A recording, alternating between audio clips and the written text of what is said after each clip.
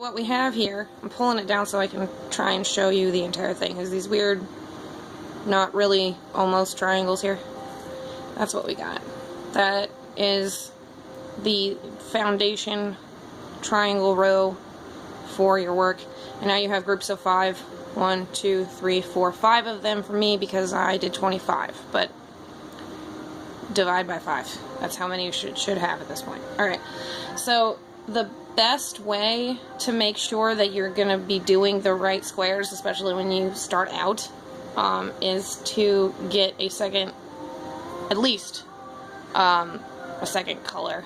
I'm going to be doing a couple of different colors just to kind of jazz it up a little bit, but I've got purple, I got blue, and I got purple, and I'm going to be transitioning.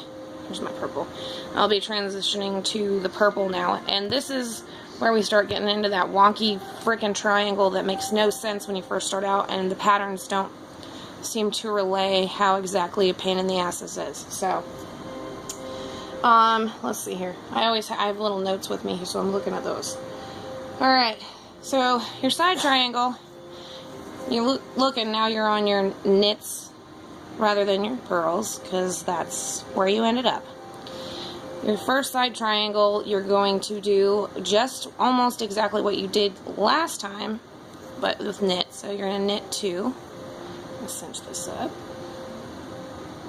Alright, there's 1, and there's 2, and then we're going to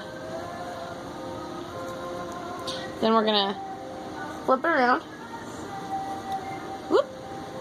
I always juggle this around because I don't like to tie off my ends, just because I'll weave them in and they look better when I don't. And then we're going to purl these 2 very carefully, because that little bit of yarn there is trying to escape. Don't do that. I probably look like the most ridiculous knitter. Alright. There we go. So we got 2 here. And now at that point I'm going to go ahead and cut my yarn, because I do that. I just, rather than try and keep it, especially with this type of pattern where you're not going to use it for several rows, cut it off so you're not sitting there juggling a whole bunch of bullshit. Alright, so now we just have our purple that we're working with. And then after you get to these 2 stitches at first, it's I like to lovingly refer to it as you're going to start cannibalizing the stitches below. So first though, we want to do an increase so it looks like a isosceles triangle, but it's flat, longer part is up. So we're going to do a knit front to back.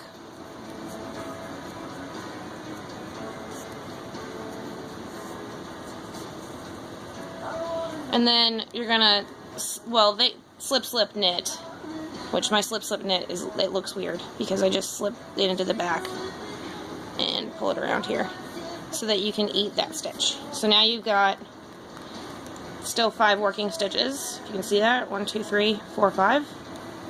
And then we're gonna turn it again. We're gonna purl for a relief row. And the reason why I'm playing music in the background right now is because of the fact that I literally have people blowing up fireworks and all kinds of crap in my neighborhood. Alright, we're flipping it around again. And we're going to knit front to back again. Whoop. Oop. See? I forget to do that. Alright, so. Knit front to back. How did I mess that up? Alright, it's because I'm nervous. And my ball of yarn is being frustrating. Okay. Knit front to back.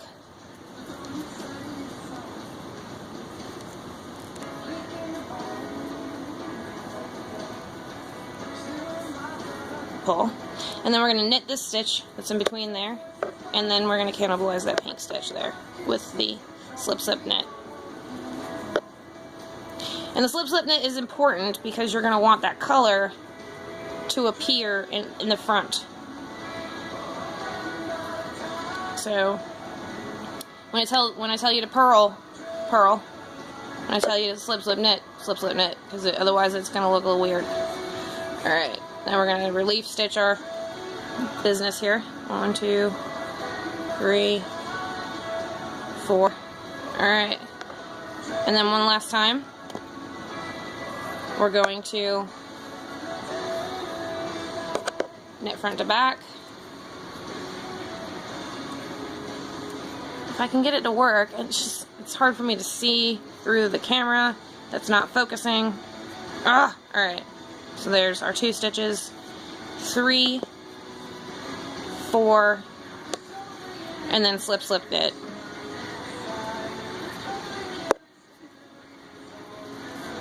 Look at there. Awesome. Alright, and now we have a funky looking end triangle here, if you can see it. Alright, so now we're going to start working on, I guess these people, like right-handed people refer to them as right-handed stitches, or right-leaning blocks or whatever, but it's going to lean left for us. I just like to say knit side and purl side, because that's easier. So I'm going to come back in just a second to start showing you how to do knit side squares and how that works out.